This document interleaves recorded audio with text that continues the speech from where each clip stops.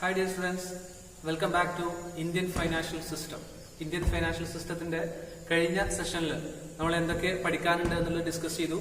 അതുപോലെ തന്നെ എന്താണ് ഇന്ത്യൻ ഫൈനാൻഷ്യൽ സിസ്റ്റം അല്ലെങ്കിൽ എന്താണ് ഫൈനാൻഷ്യൽ സിസ്റ്റം എന്നുള്ളതൊക്കെ നമ്മൾ ഡിസ്കസ് ചെയ്തിട്ടുണ്ടായിരുന്നു. സോ അതുപോലെ തന്നെ നമ്മൾ ഇൻഷുറൻസിന്റെ ജസ്റ്റ് ഒരു ഇൻട്രൊഡക്ഷൻ, എന്താണ് ഇൻഷുറൻസ് എന്നുള്ളതും അതുപോലെ തന്നെ പാർട്ടീസ് ഓഫ് ഇൻഷുറൻസ് അല്ലെ, ഇൻഷുറൻസിൽ വരുന്ന പാർട്ടീസ്, ഇൻഷുർഡ് എന്ന് പറഞ്ഞാൽ എന്താണ്, ആരാണ് ഇൻഷുറർ, ആരാണ്, ഇങ്ങനെ തുടങ്ങിയുള്ള കുറച്ച് കാര്യങ്ങൾ നമ്മൾ കഴിഞ്ഞ സെഷനിൽ ഡിസ്കസ് ചെയ്തിട്ടുണ്ടായിരുന്നു. സോ ഇന്ന് നമ്മൾ ഡിസ്കസ് ചെയ്യുന്നത് പ്രധാനമായിട്ടും ഫീച്ചേഴ്സ് ഓഫ് ഇൻഷുറൻസ്, അതുപോലെ തന്നെ ഫങ്ഷൻസ് ഓഫ് ഇൻഷുറൻസ്. ഇൻഷുറൻസിന്റെ ഫീച്ചേഴ്സ് അതുപോലെ ഫങ്ഷൻസ് ആണ് ഇന്നത്തെ ഈ ഒരു സെഷനിൽ നമ്മൾ ഡിസ്കസ് ചെയ്യുന്നത്. Okay, so features of insurance നമ്മൾ കഴിഞ്ഞ സെഷനിൽ പറഞ്ഞു. ഇൻഷുറൻസ് എന്ന് പറഞ്ഞാൽ എഗ്രിമെന്റ് ആണ്. ഇൻഷുവേർഡും ഇൻഷുററും തമ്മിലുള്ള എഗ്രിമെന്റ് ആണ്. ഏതെങ്കിലും ഒരു പെർട്ടിക്കുലർ കോസ് കാരണം, എന്തെങ്കിലും റീസൺ കാരണം, എന്തെങ്കിലും ഒരു ഫൈനാൻഷ്യൽ ആയിട്ടുള്ള ലോസ് വരുമ്പോൾ ആ ലോസിനെ ഓവർകം ചെയ്യാൻ വേണ്ടിയിട്ട്, ആ ലോസിനെ നികത്താൻ വേണ്ടിയിട്ടുള്ള ഒരു എഗ്രിമെന്റ് ആണ്. അവിടെ ഒരു കൺസിഡറേഷൻ ഉണ്ട്. എന്താണ് കൺസിഡറേഷൻ എന്ന് പറയുന്നത്? ഒരു കൺസിഡറേഷന്റെ മുകളിലാണ് എന്ത് ചെയ്യുന്ന എഗ്രിമെന്റ് വരുന്നത്. അതായത് പ്രീമിയം അടക്കേണ്ടതുണ്ട്. ഇപ്പൊ ഞാനൊരു ഇൻഷുറൻസ് എടുത്തു കഴിഞ്ഞാൽ ആ ഇൻഷുറൻസിന് ഞാൻ കൃത്യമായിട്ടുള്ള ഒരു ഇന്റർവെല്ലിൽ വെച്ച് ഫിക്സഡ് ആയിട്ടുള്ള ടൈമിൽ ഫിക്സഡ് ആയിട്ടുള്ള ഒരു എമൗണ്ട് ഞാൻ പ്രീമിയം ആയിട്ട് അടക്കേണ്ടതുണ്ട്. അങ്ങനെ ഞാൻ കൃത്യമായിട്ട് പ്രീമിയം അടച്ചു കഴിഞ്ഞാൽ എന്തിന്റെ മുകളിലാണോ ഞാൻ ഇൻഷുറൻസ് എടുത്തത്, ഇൻഷുറൻസ് ഡിഫറെന്റ് ആയിട്ടുള്ള ടൈപ്പിലുണ്ട്.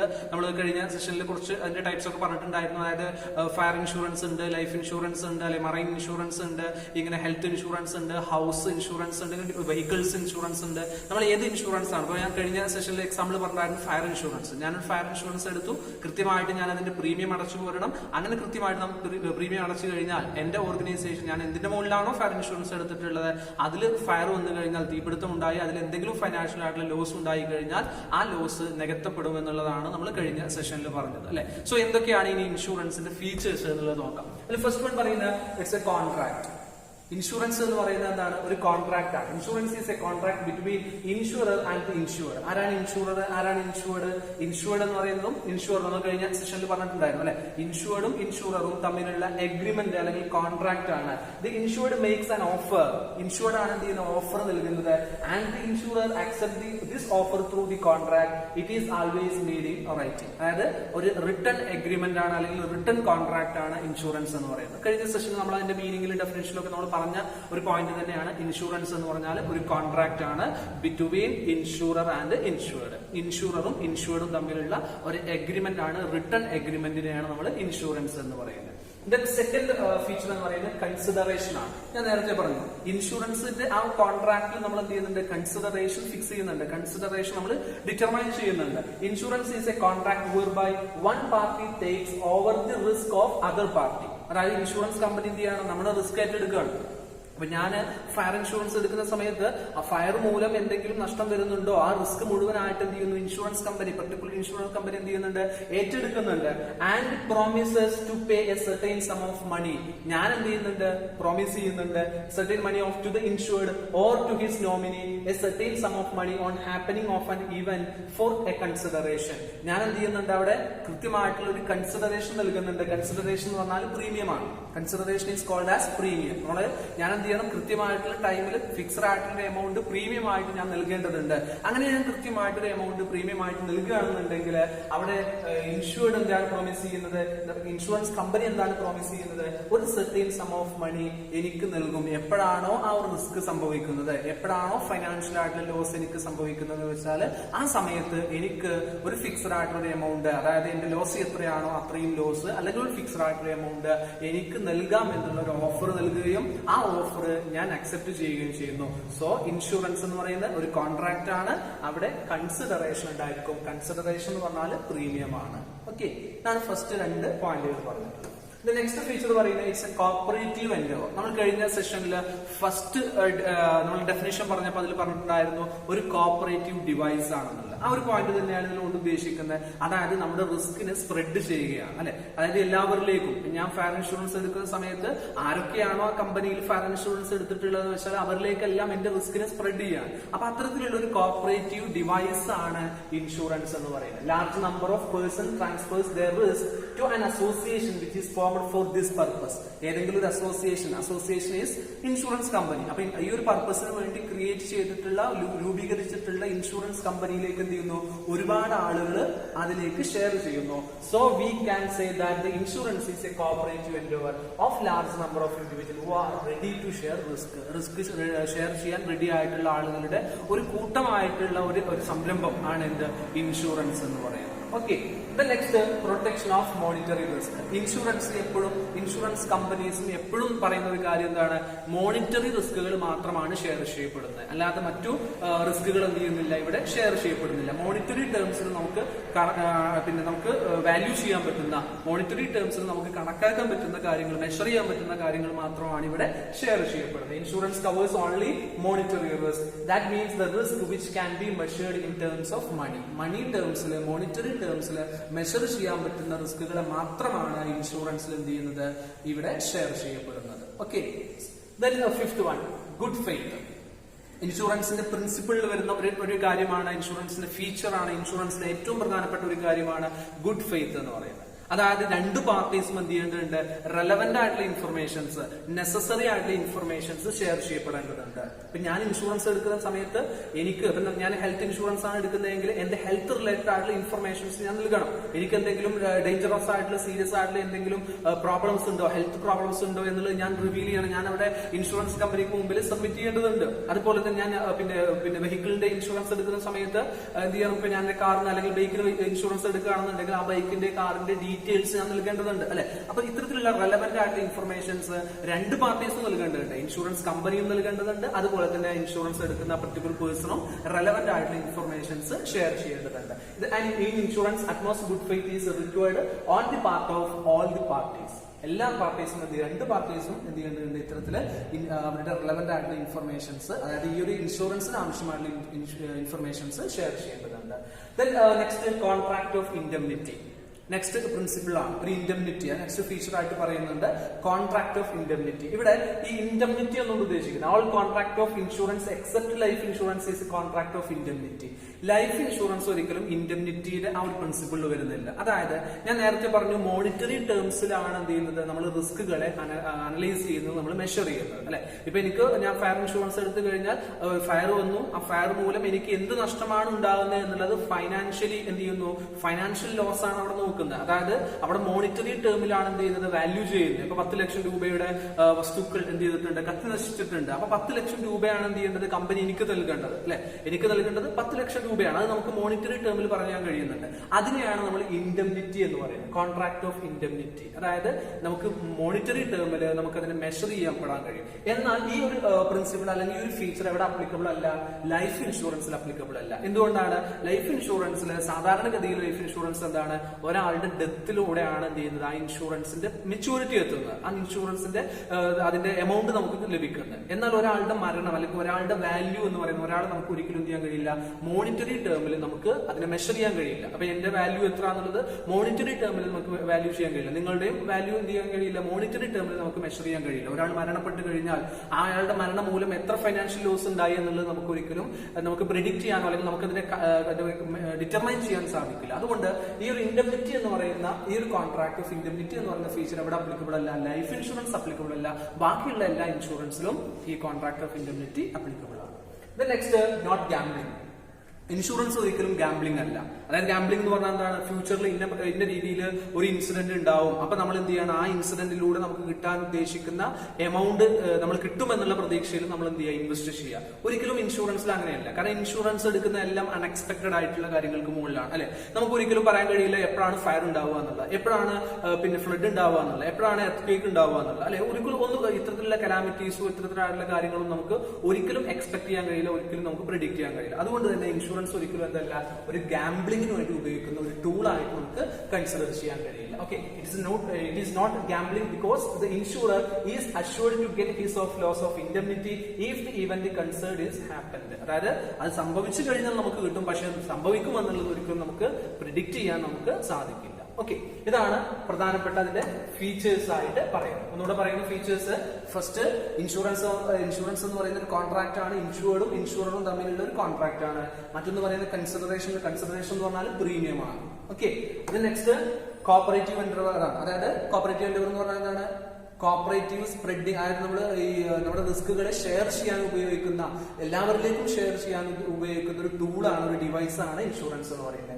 അതുപോലെ തന്നെ മോണിറ്ററി റിസ്കുകളിൽ നിന്നുള്ള പ്രൊട്ടക്ഷൻ ആണ് നമുക്ക് ഇൻഷുറൻസ് നൽകുന്നത്.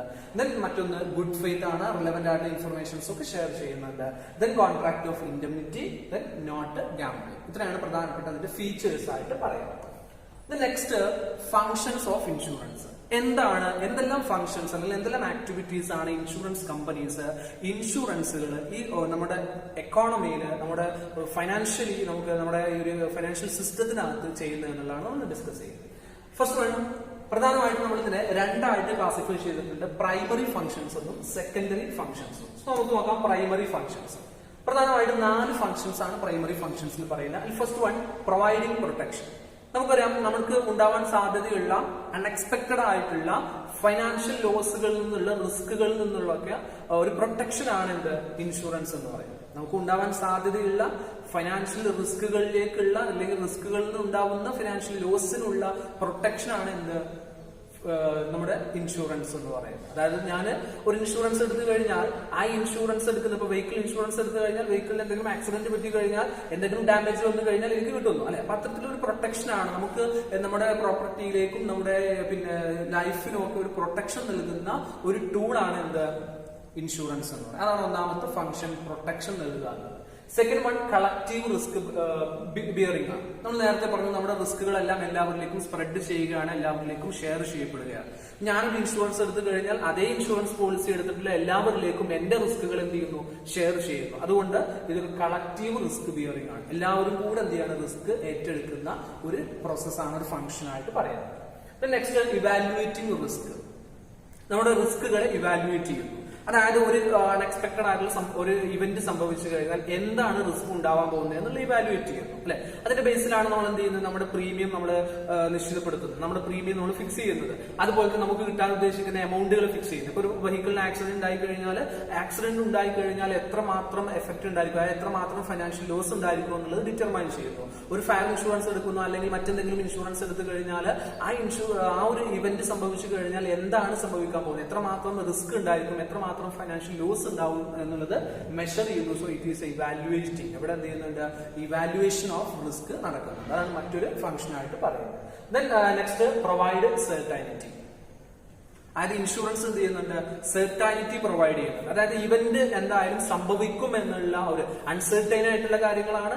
നമുക്ക് സംഭവിക്കാം, മേ ഓർ മേ നോട്ട്, സംഭവിക്കാനും സാധ്യതയുണ്ട്, സംഭവിക്കാതിരിക്കാനും സാധ്യതയുണ്ട്. പക്ഷെ ഇൻഷുറൻസിൽ എന്താണ് ചെയ്യുന്നത്, അവിടെ സെർട്ടൈനിറ്റി ആണ്, സംഭവിക്കും എന്നുള്ള ധാരണയിലാണ് നമ്മൾ എന്ത് ചെയ്യുന്നത്, ഡീൽ ചെയ്യുന്നത് അല്ലെ.